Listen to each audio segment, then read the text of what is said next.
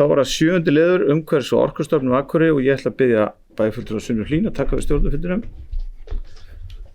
Bæjarfulltrúi Heimir Örn tekur til máls.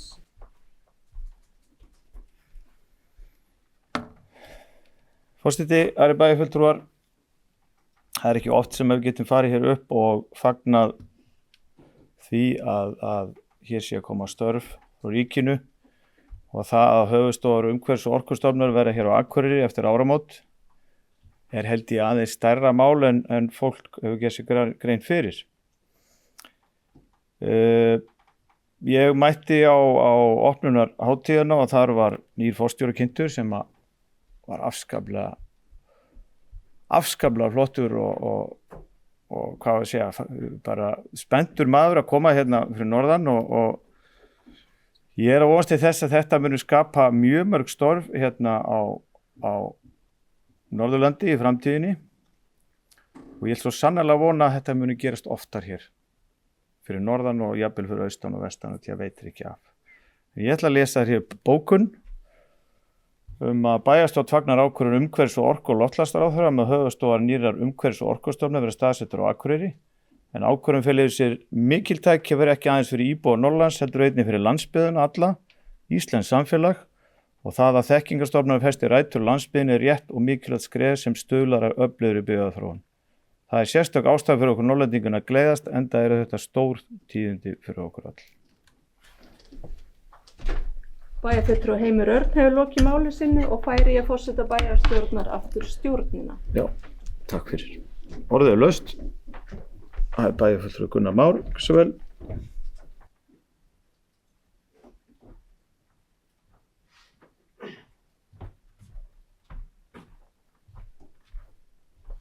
Já, forseti bæjarstjórnar og bæjarfulltrúar. Ég tek bara sjálfsögðu undir bókun og góða kynningu hjá bæjarfulltrúa Heimir Erni. Þetta er mjög jákvætt skref fyrir byggðaþróun og ánægilegt að sjá þarna raungerast markmið ríkisstjórnarsáttmálans, bæði hvað varðar opinber störf á landsbyggðinni, svona almennt, en auðvitað ekki síður markmið ríkisstjórnarinnar að festa Akureyri í sessi sem svæðisborg, efla hana sem slíka, hlutverk hennar og áhrifasvæði.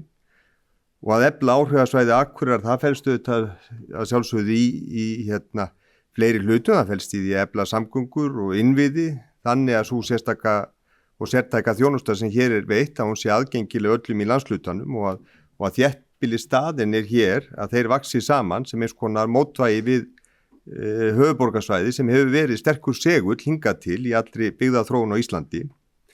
En hvað svo sem störfin á endanum eru unnin, þá bara getum við sannarlega fagnað því að þekkingarstofnanir eins og Heimir Örn nefnir festi hér rætur og þarf að bæta miklu við það, en við langaði bara til þess að bæta einu við og það er gildi þess fyrir stjórnkerfin okkar að búa sér til blæbrigðaríka stofnanamenningu.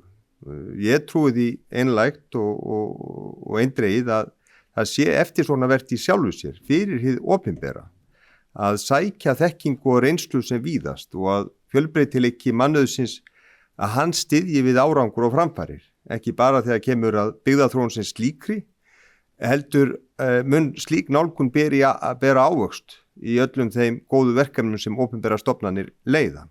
Og ég get ekki betur séð en að ráðherra hafi góðan skilning á þessu gildi og því ber sannarlega að fagna. Takk fyrir. Við þekkum bæjarfulltrúa Gunnari Má fyrir og orðið er laust. Það er ekki fleiri. Þau sem að samþykkja bókunna, réttu hönd.